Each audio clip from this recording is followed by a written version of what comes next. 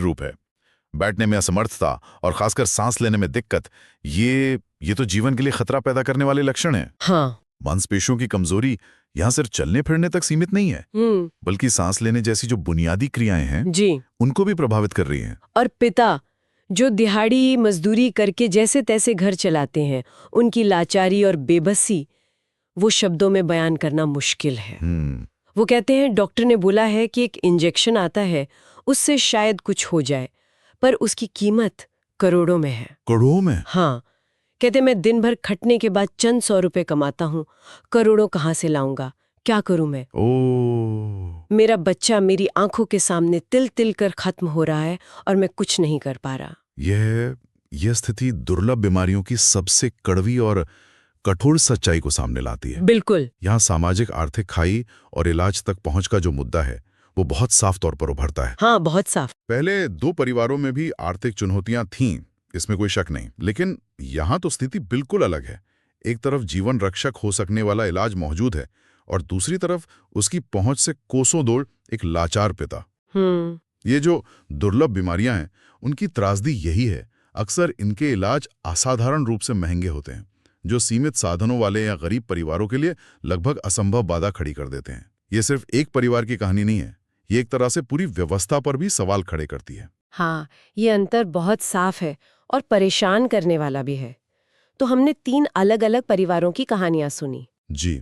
विदर्भ का किसान परिवार जहां मस्कुलर डिस्ट्रॉफी है, पश्चिमी महाराष्ट्र का मध्यम वर्गीय परिवार बेथलेम मायोपैथी से जूझ रहा है, और मराठवाड़ा का गरीब मजदूर परिवार जहां नवजात शिशु को SMA है। 3 अलग बीमारियां, 3 अलग भौगोलिक क्षेत्र, 3 अलग आर्थिक पृष्ठभूमि। क्या लगता है इन सब बिखरी हुई सी कहानियों को कौन सा धागा एक साथ पिरोता है? कोई कॉमन चीज है? ये एक बहुत महत्वपूर्ण सवाल है और मुझे लगता है कि स्रोत इसी धागे को पकड़ने की कोशिश कर रहा है।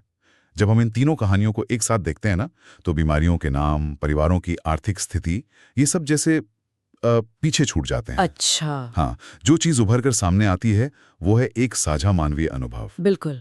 स्रोत भी इसी तरफ इशारा करता है। वो कहता है कि इन सभी कहानियों के मूल में है माता पिता का एक जैसा दर्द, एक जैसी तड़प और अपने बच्चे को बस मुस्कुराते हुए स्वस्थ देखने की एक सार्वभौमिक इच्छा जो दिल की गहराई से निकली है। हाँ। जैसा एक माता पिता ने कहा भी, हमें कुछ नहीं चाहिए, हम बस अपने बच्चों को मुस्कुराते देखना चाहते हैं। तो इसका मतलब क्या है? इसका निचोड़ क्या समझें? इसका निचोड़ मेरे ख्याल से ये है कि विज्ञान और समाज इन बीमारियों को अलग अलग खांचों में बांट सकता है, लेकिन माता पिता के लिए उनके दिल पर पड़ने वाला बोझ, हाँ, उनकी रातों की नींद का उड़ जाना, उनके रोजमर्रा के छोटे बड़े संघर्ष, उनकी वो उम्मीद जो कभी टूटती है कभी जुड़ती है, ये सब आश्चर्यजनक रूप से एक जैसा है। सही बात है। ये कहानियां हमें याद दिलाती हैं कि पुरानी या दुर्लभ बीमारियों का असर सिर्फ मरीज के शरीर तक सीमित नहीं रहता। ये पूरे परिवार की जिंदगी को, उनकी आर्थिक स्थिति, उनके सपनों को, उनके मानसिक और भावनात्मक स्वास्थ्य को गहराई से प्रभावित करता है। हाँ। निदान चाहे कुछ भी हो, परिस्थितियां चाहे कितनी भी अलग हों, माता पिता का प्यार, उनकी चिंता, उनका दर्द और उनकी आशा का जो मूल मानवीय अनुभव है वो लगभग एक सा है। यानी मेडिकल लेबल अलग हो सकते हैं, पर दिल का दर्द और उम्मीद की भाषा एक ही है। बिल्कुल। ये वाकई इन कहानियों को बहुत मार्मिक बना देता है। हाँ, और शायद यही वजह है कि ये कहानियां हमें इतनी गहराई तक छूती हैं, क्योंकि ये किसी न किसी स्तर पर हम सबकी भावनाओं से जुड़ जाती हैं। लेकिन ये कहानियां सिर्फ दर्द और मुश्किलों पर आकर खत्म नहीं होती। नहीं। स्रोत हमें एक और पहलू भी दिखाता है, अंधेरे में एक रोशनी की किरण, एक उम्मीद। और ये पहलू बहुत जरूरी है, क्योंकि बिना उम्मीद के इतनी लंबी और कठिन लड़ाई लड़ना लगभग नामुमकिन है। सही कहा। स्रोत हमें याद दिलाता है कि विज्ञान चुप नहीं बैठा है। हर दिन नई खोज हो रही है, नई रिसर्च सामने आ रही है। जीन थेरेपी जैसे क्रांतिकारी इलाजों की बातें हो रही हैं, जिनसे शायद भविष्य में इन बीमारियों का पक्का इलाज संभव हो सके। मतलब आज का संघर्ष कल की आशा की नींव रख रहा है। बिल्कुल। स्रोत इन बच्चों और उनके माता पिता को बिल्कुल सही मायने में सच्चे योद्धा कहता है। सही शब्द है ये। हाँ, और अंत में एक बहुत खूबसूरत बात कही गई है जो दिल को छू जाती है। उनकी मुस्कान वही हमारे राष्ट्र का असली खजाना है। ये वैज्ञानिक प्रगति वाला पहलू वाकई आशा जगाता है।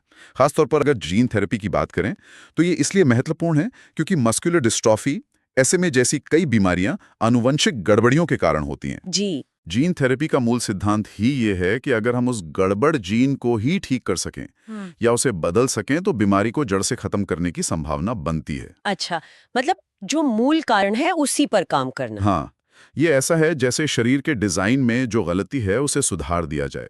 बेशक ये तकनीक अभी नई है, बहुत जटिल है, और जैसा हमने SMA वाले परिवार के मामले में देखा, हाँ, बहुत महंगी भी है। हाँ, बहुत महंगी भी है।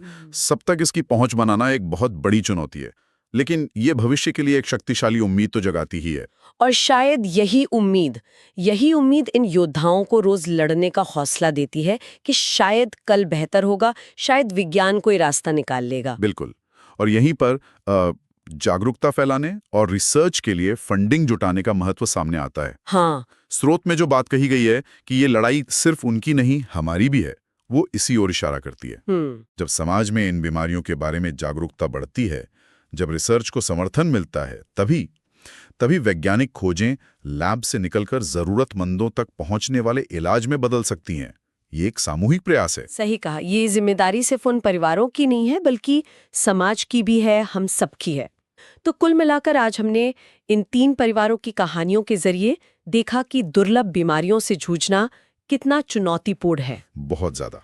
इन परिवारों का हौसला और हिम्मत कितनी असाधारण है, और कैसे निराशा के अंधेरों के बीच भी उम्मीद की किरण और विज्ञान की प्रगति एक महत्वपूर्ण भूमिका निभा रही हैं। हाँ, ये कहानियां हमें बहुत कुछ सिखाती हैं, इंसान की सहन शक्ति के बारे में, माता पिता के निस्वार्थ प्रेम के बारे में और उम्मीद की ताकत के बारे में। जी। लेकिन ये हमें कुछ सोचने पर भी मजबूर करती हैं। जैसे कि जब विज्ञान SMA जैसी बीमारी के लिए करोड़ों का इलाज विकसित कर लेता है, जो उम्मीद तो जगाता है, पर उस उम्मीद को मराठवाड़ा के उस गरीब मजदूर पिता जैसे हर जरूरतमंद तक पहुंचाने की हमारी सबकी, समाज की, व्यवस्था की क्या जिम्मेदारी बनती है? ये एक बड़ा सवाल है जिस पे शायद हम सब